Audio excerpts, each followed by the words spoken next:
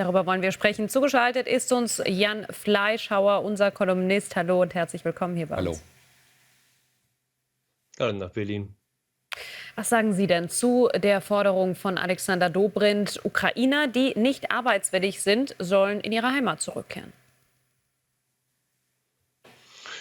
Also, davor gäbe es ja noch einen Schritt, einfach den Leuten das Geld streichen.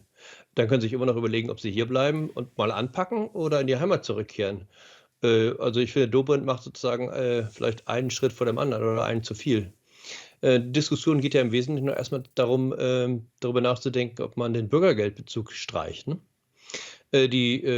Frau Konnemann, die vorher im Beitrag war, hat's ja genannt. Also, in Ländern, wo es das Bürgergeld nicht gibt, um uns herum in Europa, arbeiten etwa 70% der ukrainischen Flüchtlinge, bei uns 20%. So, aber das scheint irgendwie bei der SPD-Führung entweder unbekannt zu sein oder typisch, Augen zu und durch, ne? Methode Scheuklappen auf, offenbar. Jetzt wird ja im aktuellen Haushaltszoff auch weiter um das Bürgergeld gestritten. Kanzler Scholz, der sagte, er wolle die Treffsicherheit des Bürgergeldes erhöhen. Das kann jetzt alles oder nichts heißen.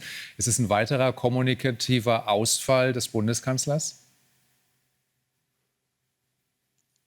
Also sind ja so sprachliche Verrenkungen.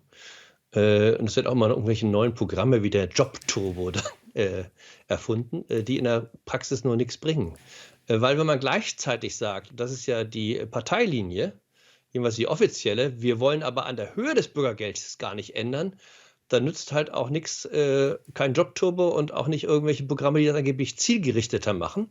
Also die offiziellen Zahlen, ich nenne jetzt mal die aus München, vierköpfige Familie im Hartz-IV-Bezug inklusive Miete, und das ist der entscheidende Posten, im Augenblick 3.300 € netto im Durchschnitt. So.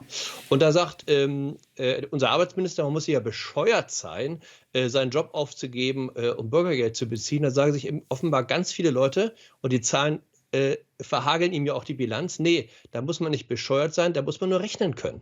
Denn bei 3.300 € netto, da kann man sich ja überlegen, wer da als Familienvorstand einer vierköpfigen Familie, der arbeitet, alles gar nicht mehr mithalten kann. Also die Kindergärtnerin ist schon mal raus, der Erzieher ist schon mal raus, selbst der junge Architekt ist raus.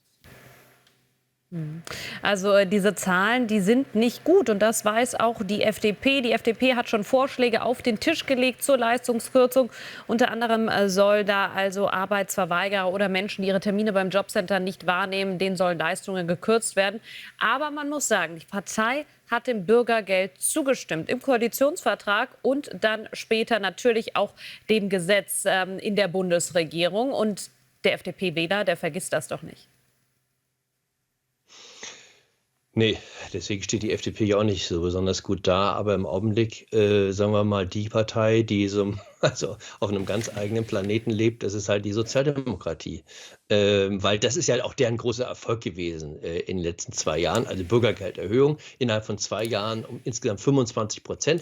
Da dachten sie, das wäre jetzt der Riesenbringer und das würde ihnen die Herzen zufliegen lassen. So, wir haben in der Europawahl gesehen, das ist ganz interessant. Also wo hat es besonders reingeregnet für die Sozialdemokraten? Also in ihrer Kernwählerschaft, den Arbeitern.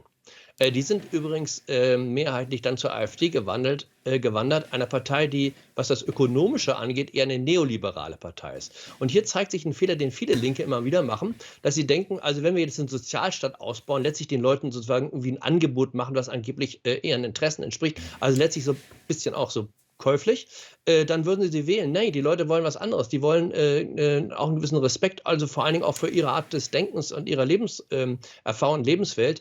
Und genau das lässt die Sozialdemokratie vermissen.